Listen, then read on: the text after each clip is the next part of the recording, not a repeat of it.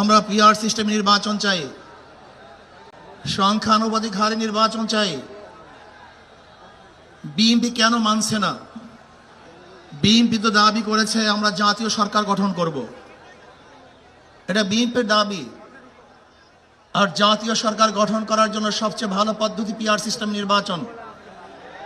জাতীয় সরকার সর্বদলের অংশগ্রহণমূলক সরকার, আর সর্বদলের অংশমূলক সরকার গঠন হতে পারে একমাত্র পিআর সিস্টেম নির্বাচনের ভিত্তিতেই। তাহলে কেন বিএনপি মানছে না? কারণটা কি আমি তো বুঝি না। অবশ্যই বিএনপিকেও পিআর সিস্টেমে নির্বাচন মানা উচিত। সংস্কার চাই।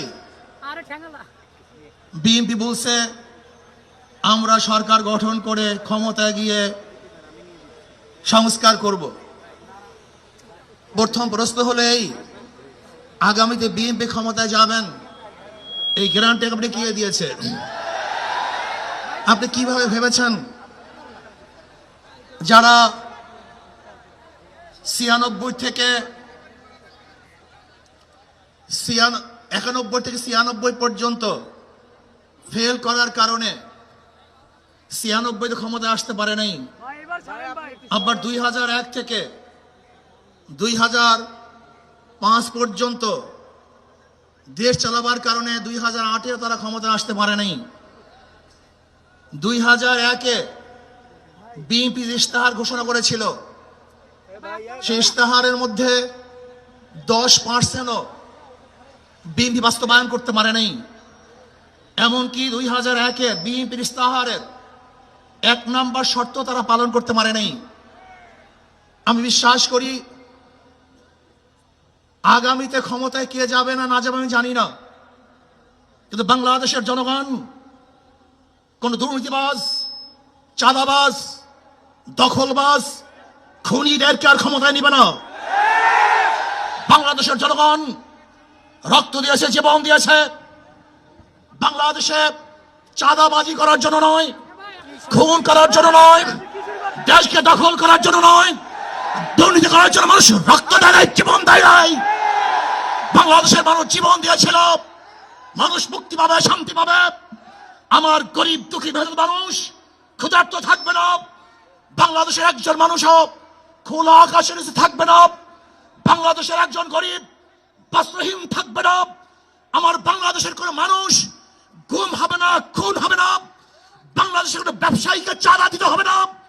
বাংলাদেশের প্রত্যেক নাগরিক অধিকার বাস্তবায়ন হবে, তারা শান্তিতে বসবাস করতে পারবে, নির্বিঘ্নে ঘুমাতে পারবে। আমার মা বোনরা ইজ্জত দিয়ে রাস্তায় চলাফেরা করতে পারবে। বাংলাদেশের মসজিদ থাকবে, মাদ্রাসা থাকবে, দাড়ি থাকবে, টুপি থাকবে। দাড়ির উপরে আক্রমণ করতে পারবে না, টুপিকে ছিনিয়ে কেউ নিতে পারবে না, ইসলামের বাইরে কেউ আইন পাস করতে পারবে না। এর জন্য জীবন দিয়েছিল, রক্ত দিয়েছিল। দ্বিতীয়বার দাড়ি টানবে এই দৃশ্য দেখার জন্য মানুষ রক্ত দেয় নাই।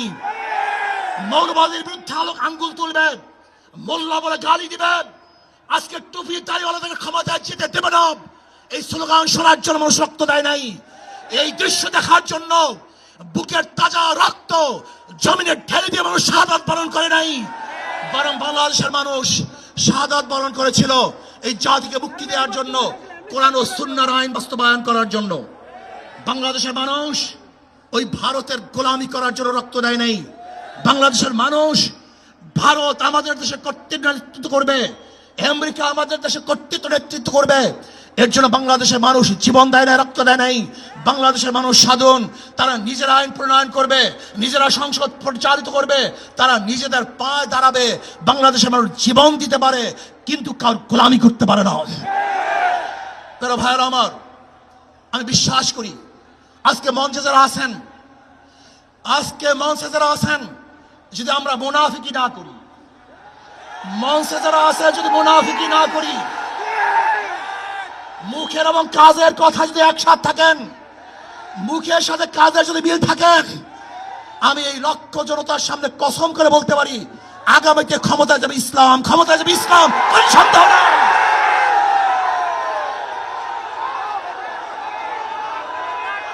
কিন্তু খবরদার যদি মুনাফিকি করি, তাহলে দেশের মানুষ সচেতন হয়েছে, এদেশের মানুষ সব জ্ঞানী হয়ে গেছে। বিশ্বাস করবেন না, একজন রিক্সাওয়ালা, ঠেলাওয়ালা, কুলি মজদুরের বক্তব্য শুনলে আমরা আশ্চর্য হয়ে যাই। বাংলাদেশের মানুষ কত সচেতন, তারা কত সচেতন হয়েছে।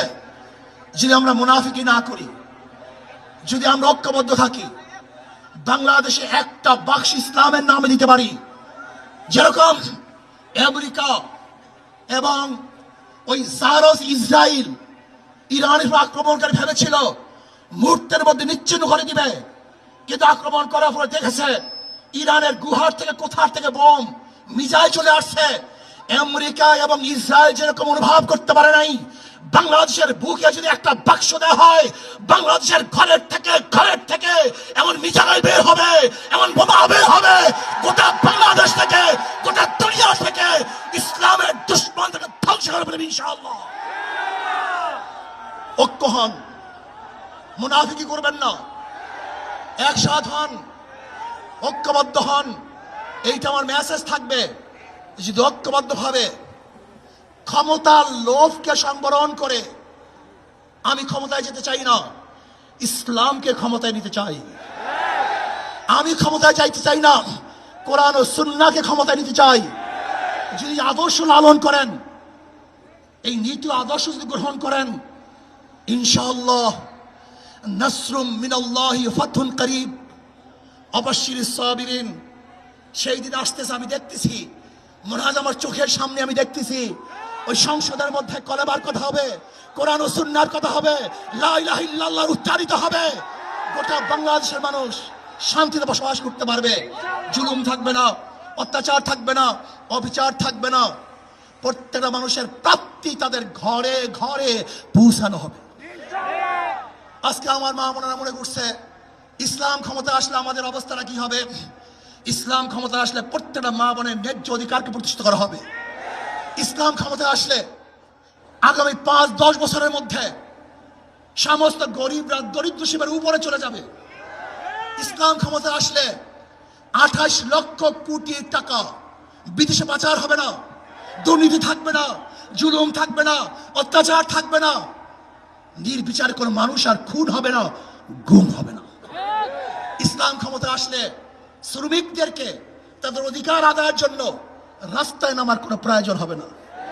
ইসলাম ক্ষমতা আসলে কৃষক, শ্রমিক, মজদুররা তাদের অধিকারকে প্রতিষ্ঠিত করার জন্য ইসলামী সরকার তাদেরকে নিয়ে কমিটি গঠন করে তাদের প্রাপ্তি তাদের কাছে পৌঁছে দেবে। আসুন, ইসলামী হুকুমাত কায়েম করার জন্য আমরা চেষ্টা করব। আজকে আমাদের এই জনসভায় যশোর থেকে আমার কিছু ভাই আসার সময় তারা অ্যাক্সিডেন্ট হয়ে শাহাদাত বরণ করেছে। আল্লাহ তাদেরকে জান্নাতুল ফেরদাউস দান করেন। আমার অনেক ভাইয়ের আহত অবস্থায় আছে, আল্লাহ পাক তাদেরকে সুস্থ করে দেন। আসুন, আজকে জনসমুদ্রে আমরা আসছি, আমাদের টাকা নাই, পয়সা নাই, নিজের পয়সা দিয়ে এসছি, নিজের খানা খেয়েছি।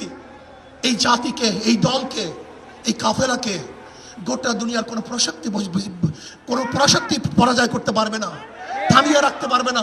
অবশ্যই ইনশাআল্লাহ আমরা বিজয় হব।